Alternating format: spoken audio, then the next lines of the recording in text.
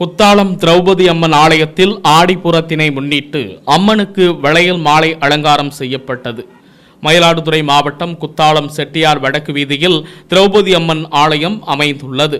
பழமை வாய்ந்த இந்த ஆலயத்தில் மாதந்தோறும் பௌர்ணமி தினத்தன்று சிறப்பு யாகம் நடைபெறுவது வழக்கம். இந்த ஆலயத்தில் ஆடி பூரத்தினை முன்னிட்டு சிறப்பு அபிஷேக ஆராதனைகள் நடைபெற்று பின்னர் வளையல் மாலை அலங்காரத்துடன் கண்ணாடி, மஞ்சள், குங்குமம், வெற்றிலைப்பாக்கு, வளையல் ஆகிய மங்கள பொருட்களை வைத்து படையலிட்டு சிறப்பு வழிபாடு நடைபெற்றது. தொடர்ந்து திரௌபதி அம்மனுக்கு மகா தீபாராதனை காண்பிக்கப்பட்டது. இதில் திரளான பக்தர்கள் கலந்து கொண்டு அம்மனை வழிபட்டு சென்றனர்.